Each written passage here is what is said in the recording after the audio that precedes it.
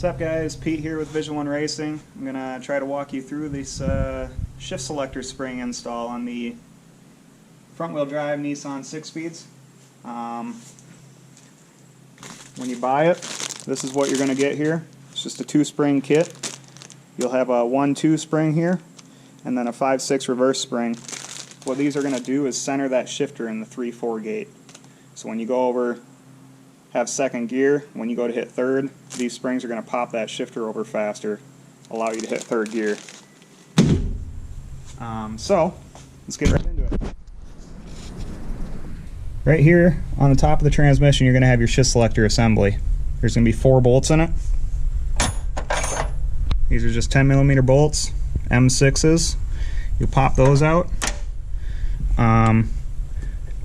There's going to be one kind of tucked behind this shifter arm, so you have to shift that over. You'll be able to get to that down there. Make sure you get it back to reverse. You can take your shift cables off here. Make sure those are both free. And then if you go a little deeper, straight on the side, there's going to be a shift select pin down there. It's a 14mm hex head. You can just crack it loose and pull it out with your fingers. That's all it's going to be. After those are done, again, make sure you're in neutral. And that thing will slide right out the top. And that's what you're left with. So, let's head over to the table here. And in the center of this, you'll note there's a large opening here. This is where your shift select pin is actually going to sit. This limits your travel. Alright, so if you don't have this pin out, you cannot get this assembly out of the transmission. So don't forget to take this out. Don't forget to put it back in. You'll note that this opening lines up with the large lug here. And then also note that this, we'll call this the shift lever itself. This is what engages your forks. This is going to be on the lower side of the cast portion and off to the left if it's sitting like this. So just note that orientation. Next, you're going to want to go at this double roll pin in here. There's a small inside one. Take your 1/8 inch punch, punch that out. Then you can get your larger roll pin here with your larger punch. So I'll do those on this assembly right now.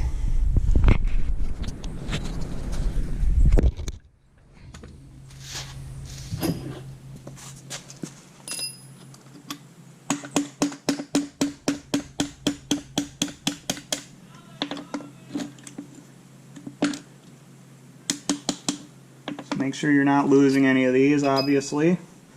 I'm guessing you won't have replacements around.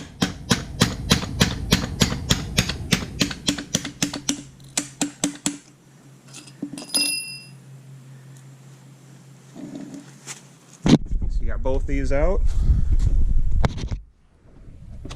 Set those off to the side. And now, figure out my camera work here. You'll actually be able to compress this whole assembly down and reveal that C-clip. When you do that, get it all compressed. Take your vice grip. I like the needle nose because it gives me lots of space. Clamp all that down. You can take your second vice grip here. Easiest way I found to do it. Now you'll note the opening of the C-clip here. I'm going to grab it on the back side of it with these. Nice and firm. Pull that out. And again, you just saw it fly. Try not to lose everything. So still got the clip, we're good. Got my roll pins.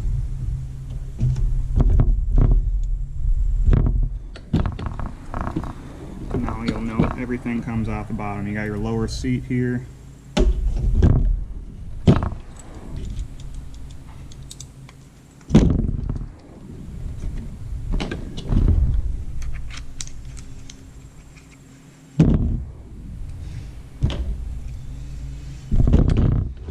2, and the 5/6 reverse spring.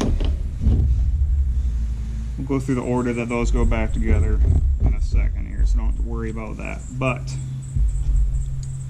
got everything apart, you'll take your new spring and take your longer white 5/6 reverse spring, slide that on. Make sure it's going over this seat, kind of a cup. And you'll put your smaller cup here.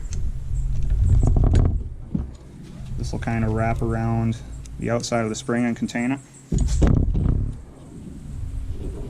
You put your cast portion on. Helps if you kind of line everything up, make sure that's in the right direction, make sure that's facing over there. Slide everything down, just like so.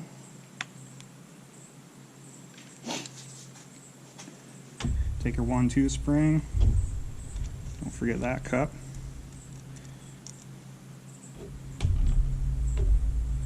And your lower seat here. So now you got everything on. These are going to be a little stiffer.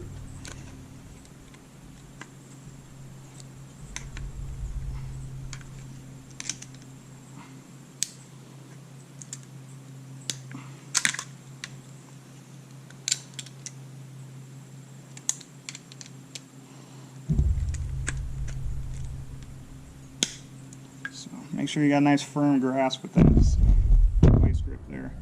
Now you take your clip on. Open up your vice grip a little bit here, or grab a pliers, whatever you want.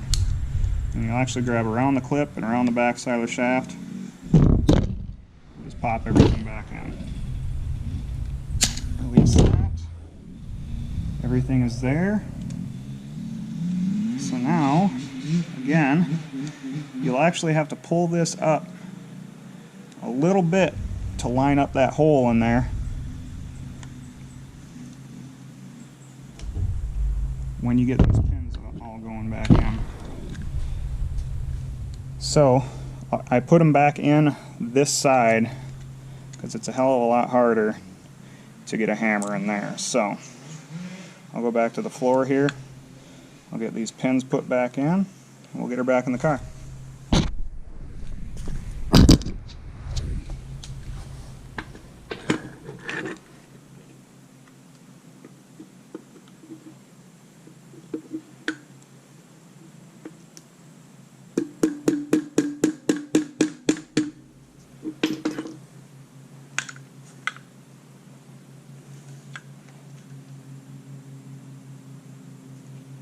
Note I get it started and then try and line up that hole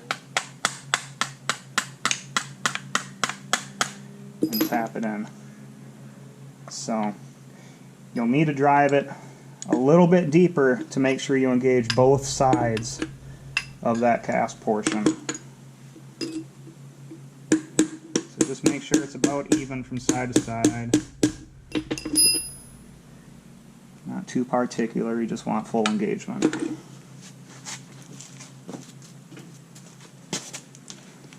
Grab your smaller roll pin here, and that'll go right in the center.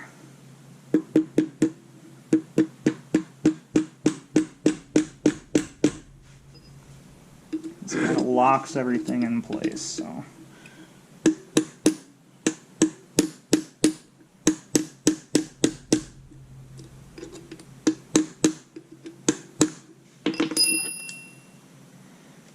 Make sure everything's kosher.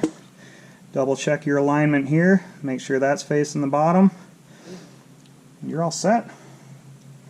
Let's get this sucker put back in, huh?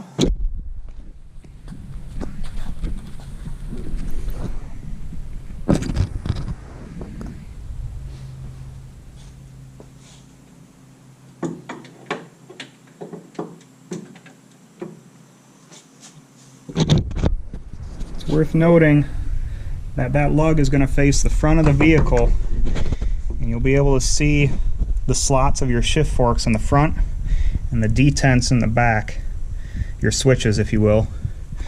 And then again, your shift lock pin opening is going to face the driver's side, so that pin will engage it.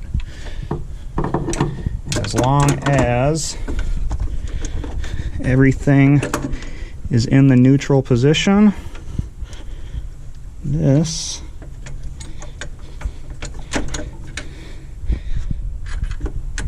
will slide right in, just like that. So it's good practice to make sure everything seats by hand before putting all your bolts in. But once it's in, you're good. You're tightening all your bolts up.